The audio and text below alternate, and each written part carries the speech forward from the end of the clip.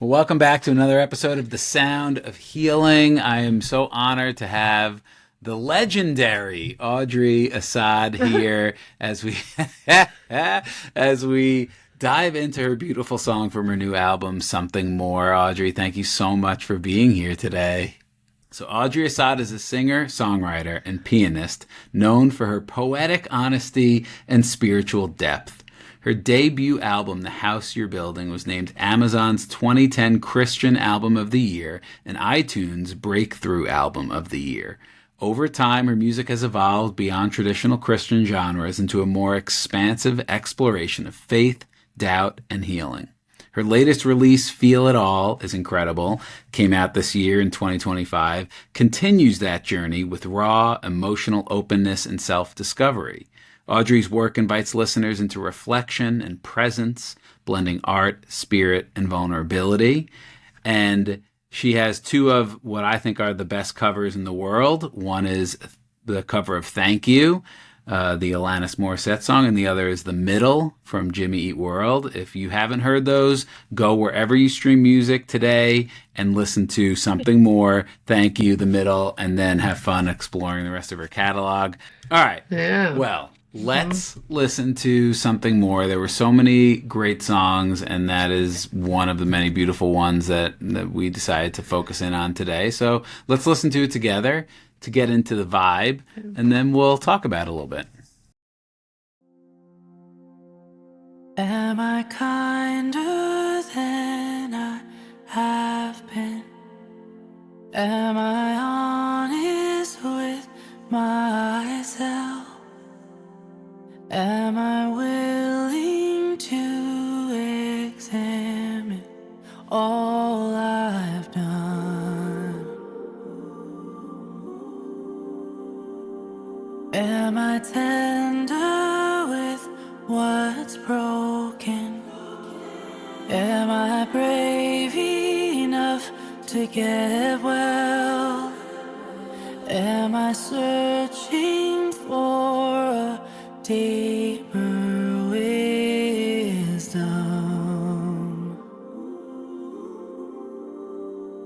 Can I see I'm not my mistakes? Will I learn to let them go? How do I feel beyond my heartache and hold on to something more?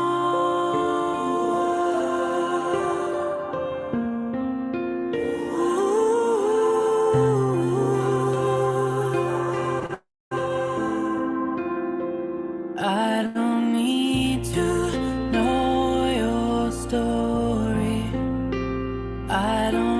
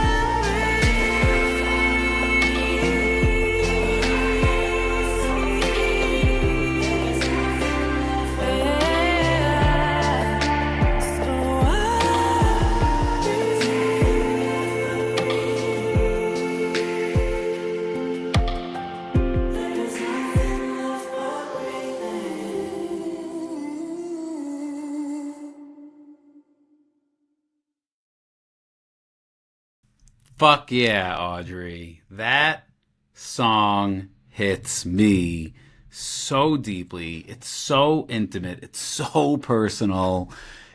The word that comes up too is like it's so confronting, but in a gentle way. And thank you for bringing it through you into the world for all of us. Namaste. I appreciate that. Yeah, I appreciate that. Thank you. Oh my gosh. What was going on in your world where the song came through? So I have been working on this album for, well, by the time it came out in September this year, 2025, it had been about 5 years, like since I started working on it. And such a long time. And in that process, I sort of had a lot of time to think about like what do I want this album to be like and what kind of songs do I want to be on there because I've been, sort of on my own journey with just how to be in the music world, what to write about, what to say, and so I've been really thinking about that. And as I sort of looked at the songs, I was like, there's nothing on here that maybe feels more akin to worship music, let's say, or something very intentionally meant to help center and ground and, feel your feelings. And the whole album is called Feel It All. And I was like, I don't know, it just doesn't have that one. Be Still is on there, which is another one that feels that way to me.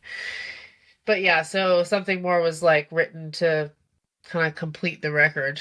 And I had been thinking a lot about self-examination when I wrote it.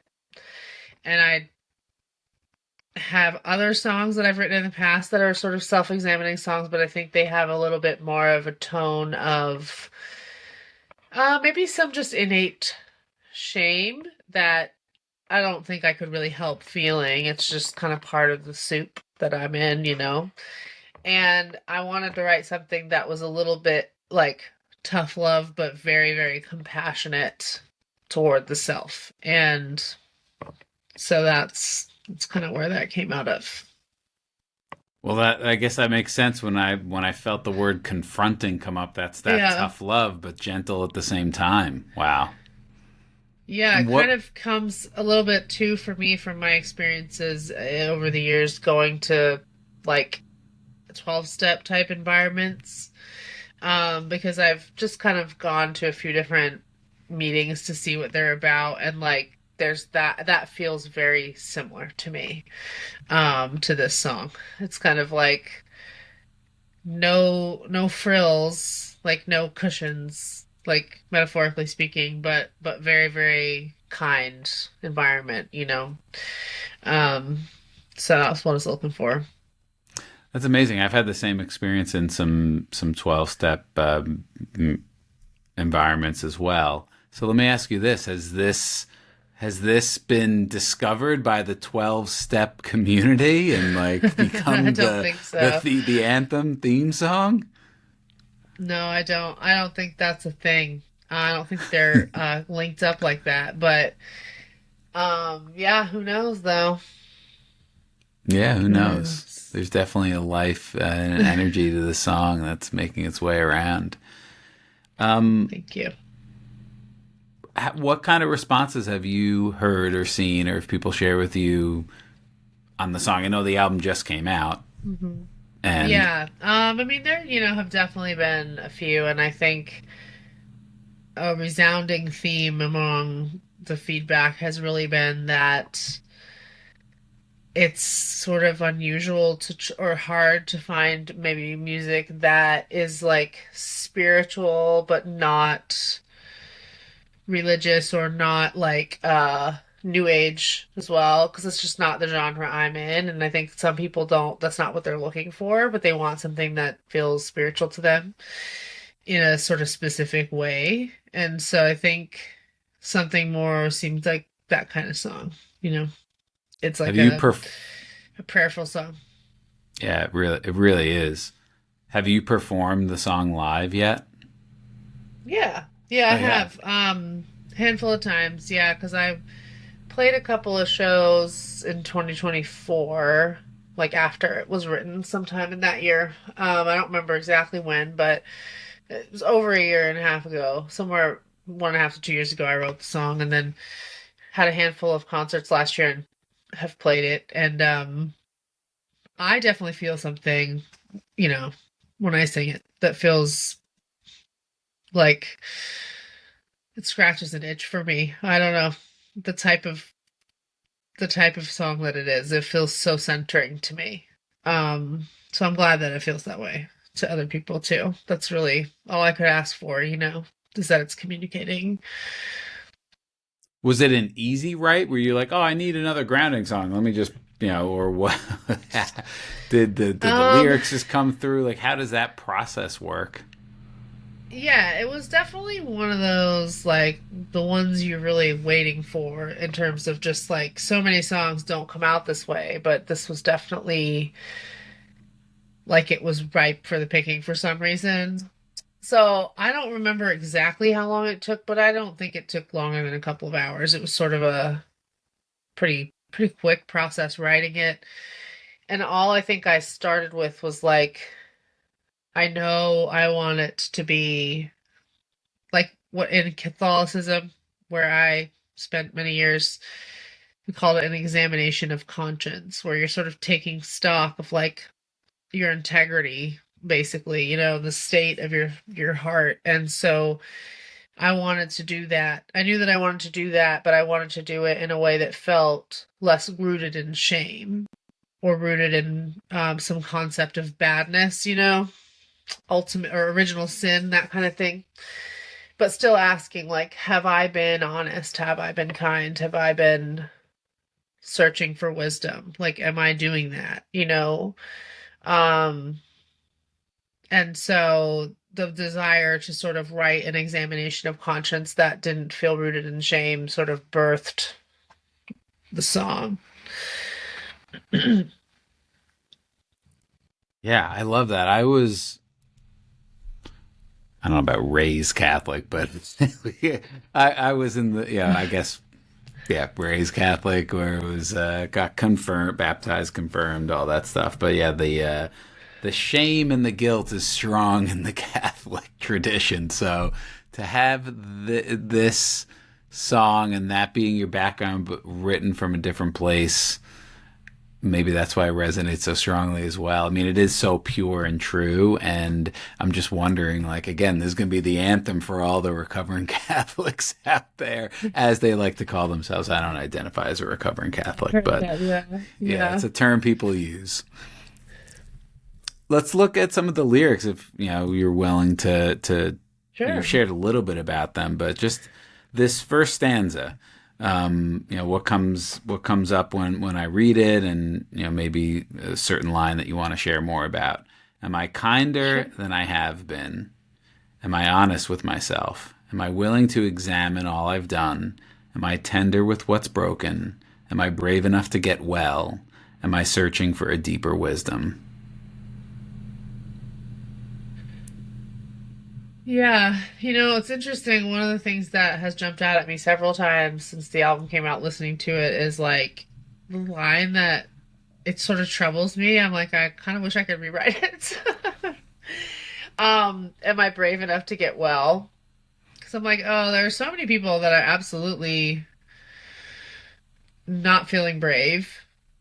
And like sometimes wellness isn't a matter of like, I don't know, pulling yourself up by your bootstraps and just being brave, you know what I mean? And it's not always that simple. And so I've had a couple of feelings of like, oh, I almost wish I could say something different, but at the same time, I think there is a courage that it requires to try to face yourself, And I am really, really young in facing myself, I feel. It's kind of still a challenge, and I think probably always will be, but yeah, it takes some gumption to like get up and be like, I'm gonna be real with myself today. Like, no bullshit. This is not, I'm not gonna, I'm gonna try not to live at the mercy of my ego all day.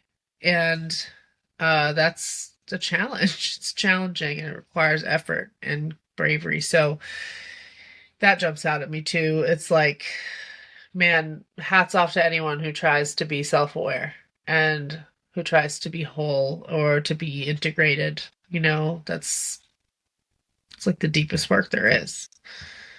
Well, that's what the song's about, right? Integration. It's, accepting Yeah. all the parts of ourself, the parts especially that we are ashamed of or we don't like or we're trying to make different or change. So I find that first line, Hmm. like the first line of that song just sets the tone. Am I kinder than I have been? Because I think the answer for probably most of us is I can definitely be kinder than I have been. Usually first to ourselves. I mean, I don't know if that's what you were writing Yeah, about to yourself. definitely part of it.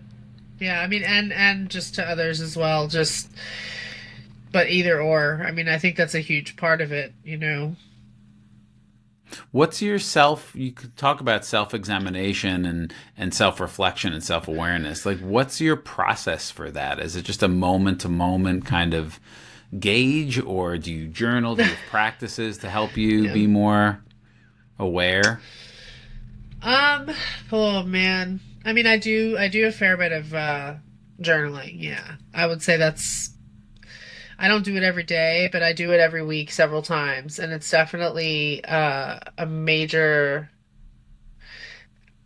a source, I guess, of connection to whatever's happening in me. I've always said I don't feel like I've fully lived my life until I've written about it. It's like I really have a connection to writing words in songs or in journal entries. It helps me integrate what I'm experiencing. So often I end up writing things that are even almost a little bit foreshadowing because it's almost like my mind knows where I'm going in some way, and I'm writing a song for the person I'm going to be in like 3 months or 6 months or whatever.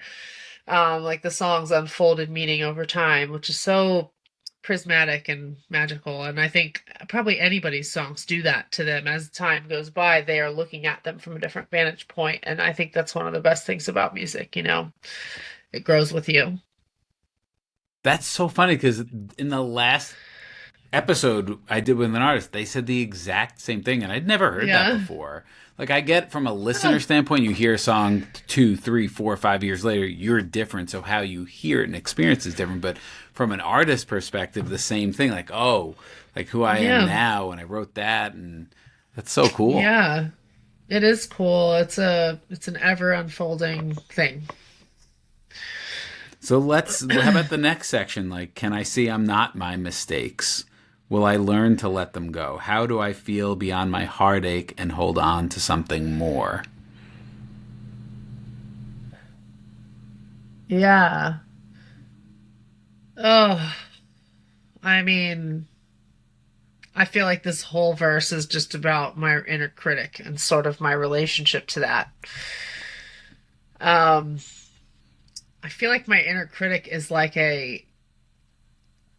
I've got a whole character associated to this thing. It's like there's visuals.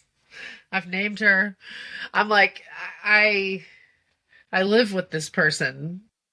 She's horrible. Like my inner critic is a really rude and disruptive person, and it's like learning to love that part of me is the hardest, and learning to love and appreciate the parts of me that have been at the mercy of my inner critic is hard. And yeah, so definitely some catharsis there around, but it's like questions too. I'm just like, well, I don't even know. Like, I've been in therapy and I've done all this work, and here I am still running up against the same old shit, and I'm like, well, I guess maybe I have to think like the process is the point. Like, it's not necessarily outcomes we're after. And so, yeah, verse sort of speaks to me about that.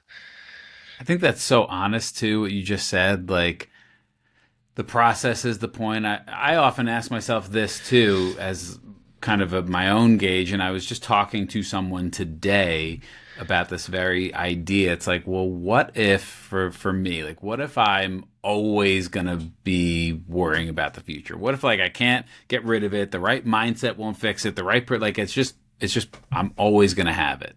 Like, can I accept that more? It's just a part of me instead of resist it or try and change it, or like it's just in there. And I think for me, when I just acknowledge that it's here, maybe it's here forever. I don't know, but like it's a part of me. It has like less.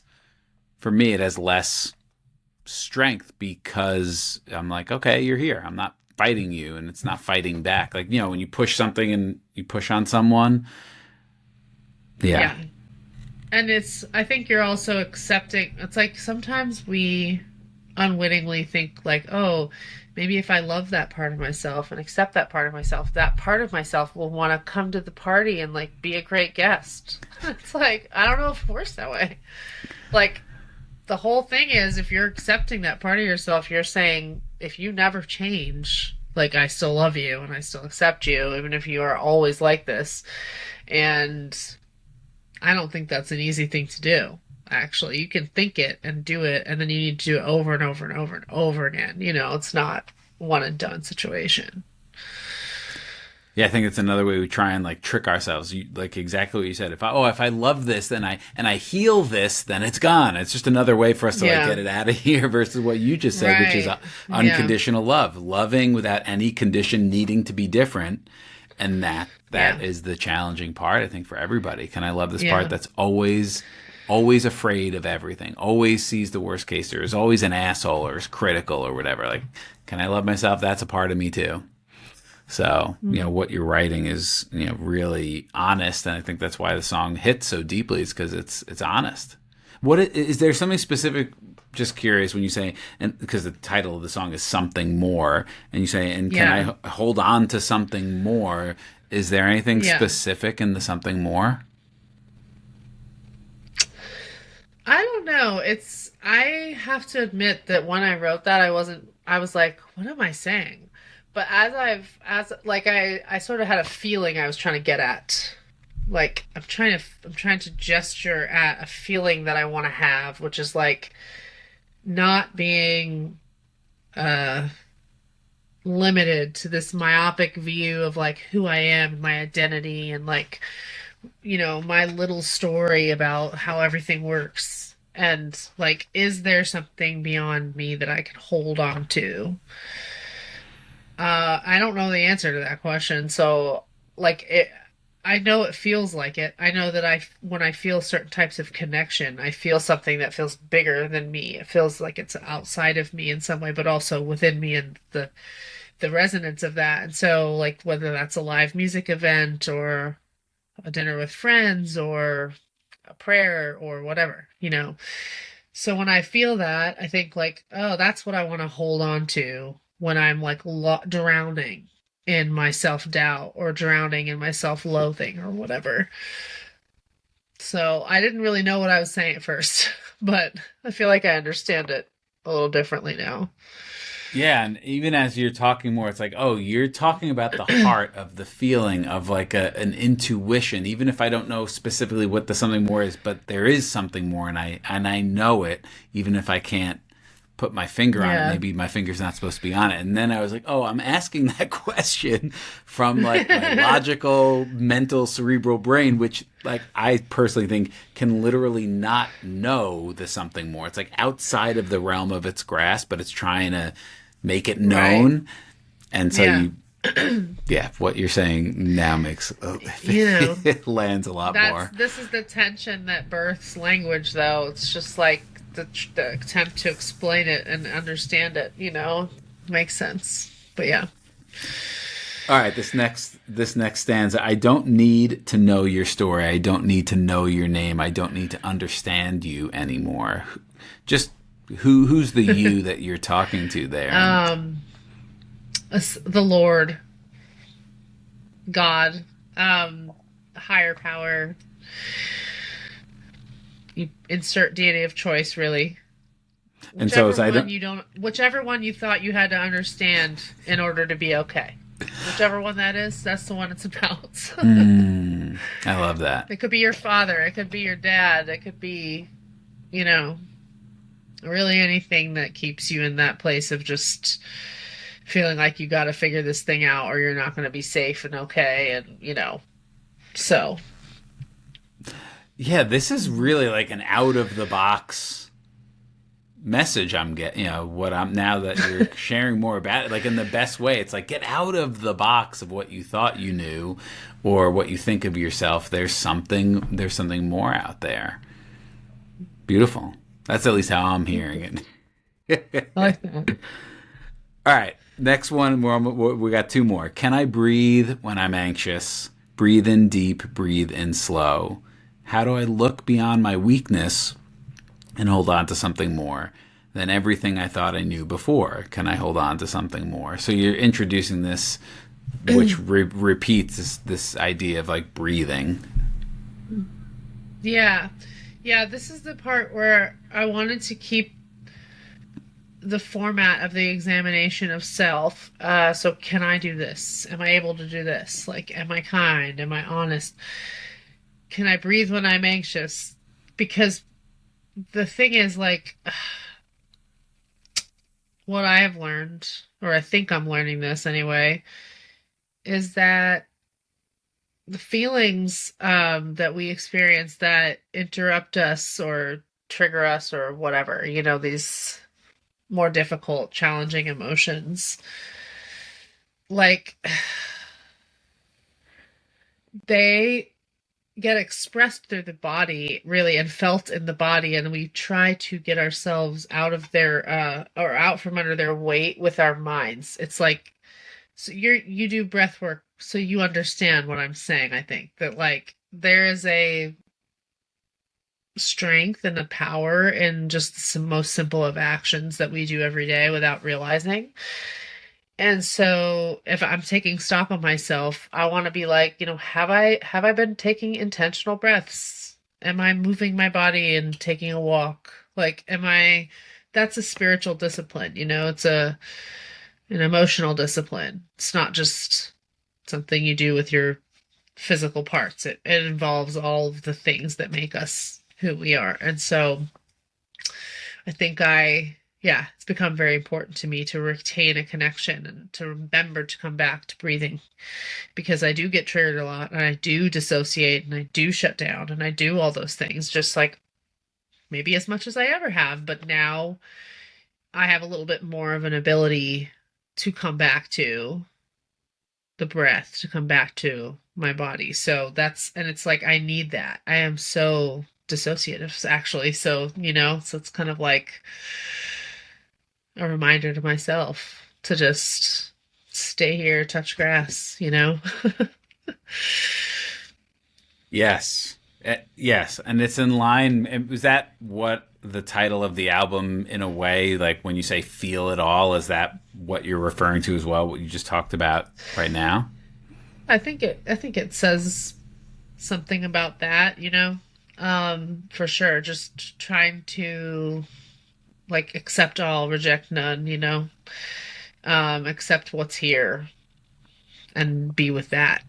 So, Yeah, you've shared so many things. I mean, before this, I was working in Major League Baseball as basically like the head of all peak performance, mental toughness, mental skills, and what you just shared is like, when you're worrying, when you're stressed, when you're in your head so much, you are not breathing at all. Like, anyone who's listening to this, just notice your next critical thought, your next judgmental thought, your next trigger, your next worry, anxiety, whatever it is, and just notice, oh my gosh, I'm breathing, but I'm not really breathing. yeah. So what you're saying, Yeah. yeah, there, right? Just enough to like sustain Yeah. systems, and then when you come back to the breath and the body, what you're saying also is what we do at Revelation Breathwork. It's why we exist. It's like, because I'm the king of the overthinkers. Like, I relate to everything you're saying. It's Yeah. like, I can live up here all day long, but then I'm not present.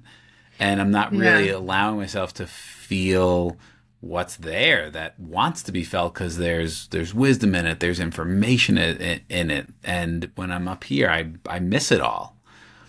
And then, yeah, so everything you're saying is really landing. And I just want to reflect back and I appreciate your humility so much, because you embracing your humanity and you being like, yeah, I'm still trying to figure it out. Like, I might never get over this thing. I might always be like it. That's so, not just refreshing, it's like honest, because I just know it's come from a lot of work, probably a lot of dark nights of the soul, a lot of despair and doubt.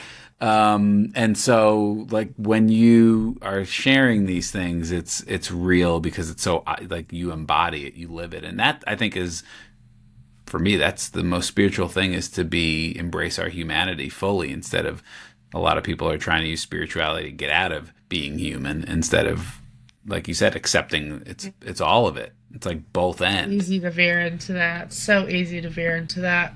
Yeah, I still do.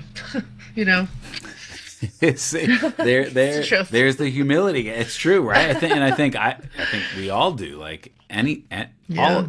all people do, especially spiritual teachers or people who are living in faith or whatever. It's like you can't deny that part of the human experience. So, and especially in, I think, more faith-based areas, like using like the logic, it's very easy to stay in the intellect and ideas versus in the trenches of the somatic embodied experience. And that's, I think, where where your music offers people a place, a space to come and have that experience, which takes a lot of courage to meet those places. So yeah, oh my gosh, thank you. All right, so that's probably a good segue if you're open to sharing, because I think your journey is important.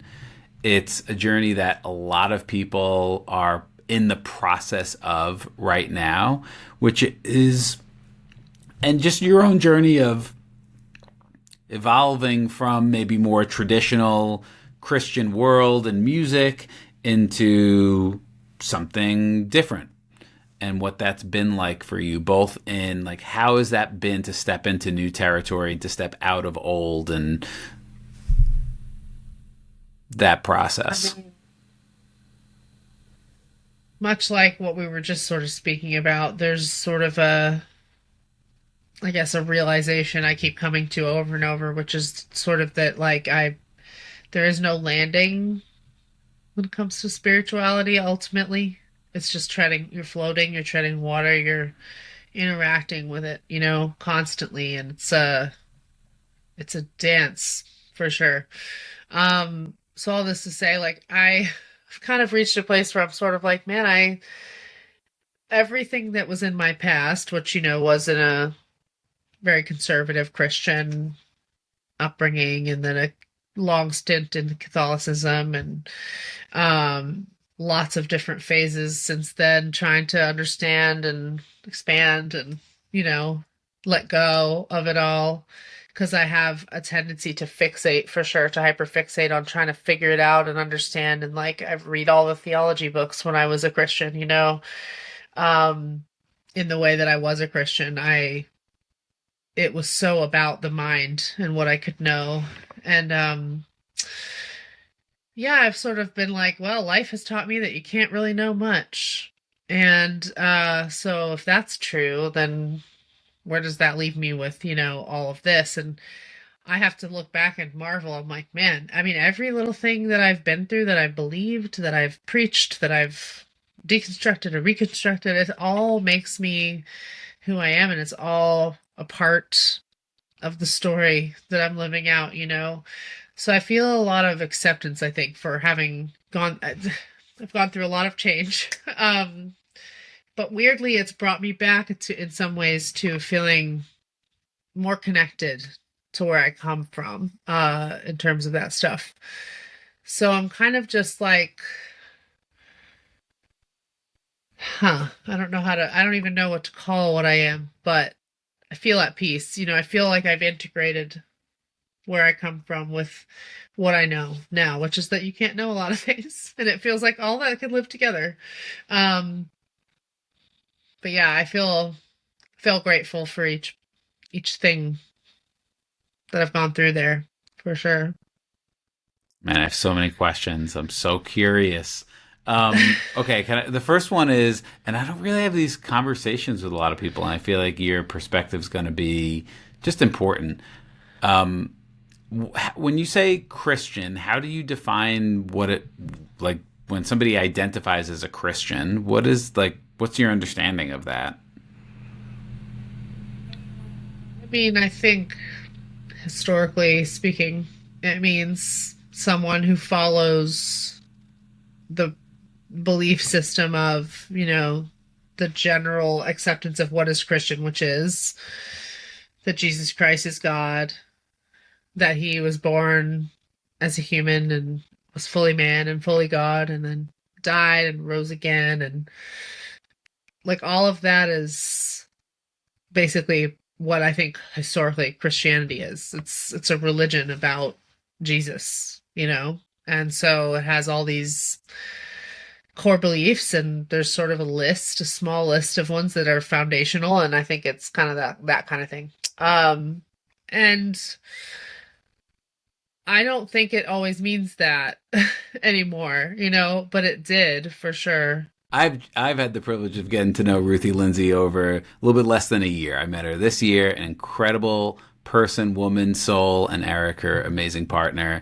And I think that's how we got introduced.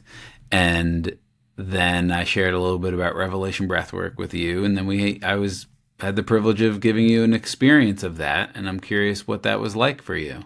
It was so interesting. I went into it with no expectations because I didn't really know, what to expect.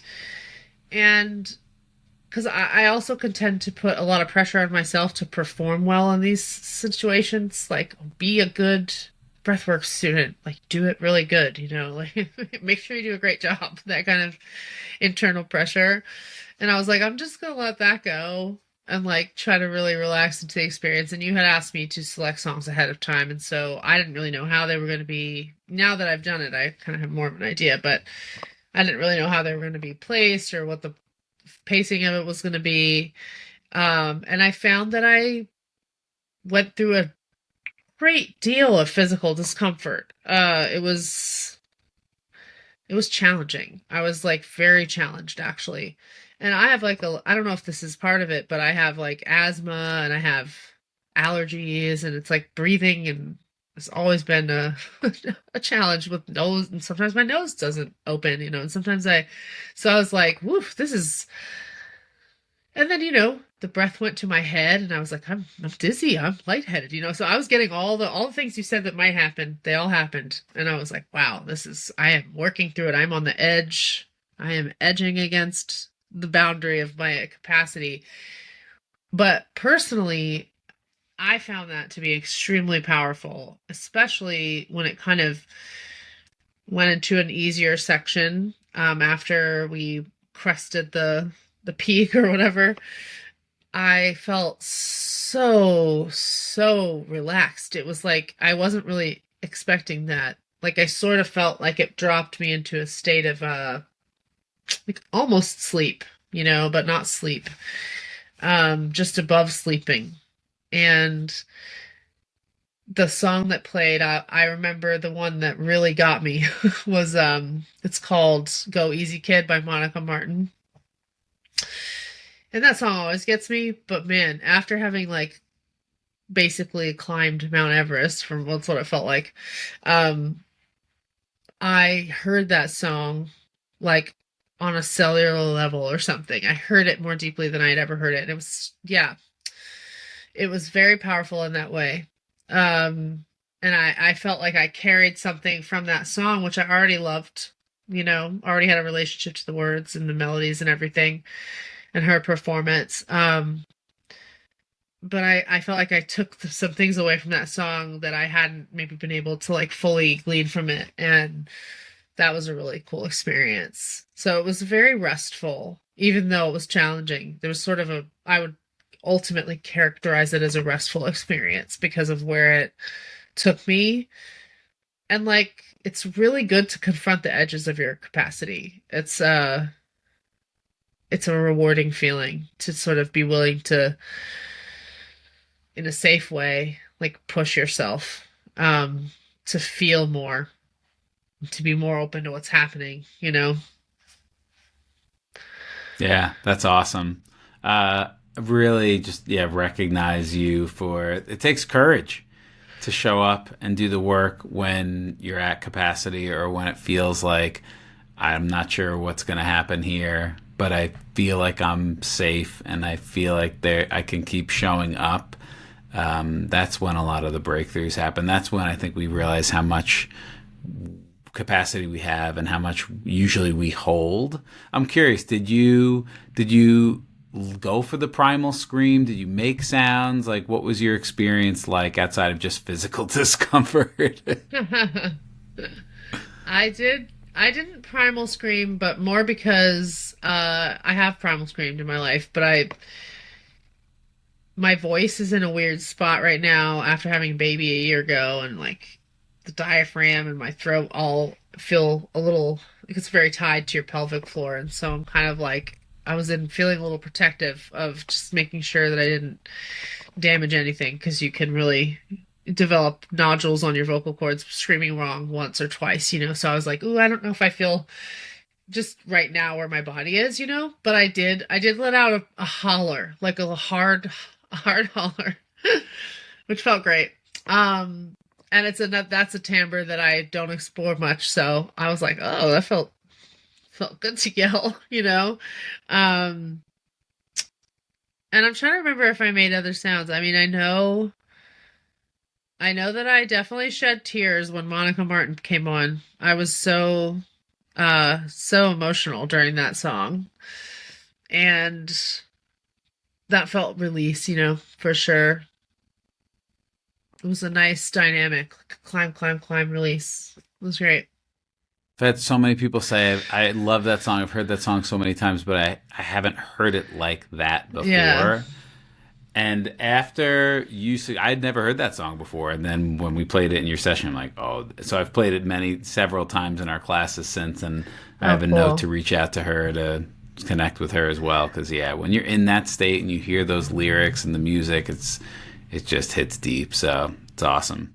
And that's what people are going to have with your music. And they're already big fans where it's like, oh my God, every song is, I'm going through an Audrey Assad, experience. It's The going to Willy Wonka be, tunnel. Yeah. yes, yes. Yeah, it's going to be incredible. So tell us what you're up to now since the release of the album and how people can connect with you. Well, just basking in the joy of having released this project after 5 years of working, and my husband Jeremy Clive produced it, mixed it, mastered it, so it was a family effort, and I'm really proud of it. And you can connect with me on Instagram, and I have a Substack called The Violet Fields that I Can we put write the for link somewhere free. here in the show notes? Yeah, yeah, sure. Um, I write there about life and the inner world and uh, random stupid things that happen to me. um, and yeah, so that's the main two places that you find me. But I'm on Facebook, I'm on TikTok, all of that stuff. And I'd love to connect with you guys. Hit me up. Awesome. Bonus question, super fast. Sure. If you could be any animal for a day without the risk of being killed or eaten, which animal would you be? Oh, it's interesting. A cat. I'd be a cat. Yeah. Just want to see what that's like. You know, are they as maniacal as we think they are? You know, I don't know. I'd love to know that. Awesome. Well, thank you so much, Audrey. It's been such a pleasure to spend this time with you and so far getting to know you and just grateful for you making the time and sharing yourself with us today. Thanks, Jason.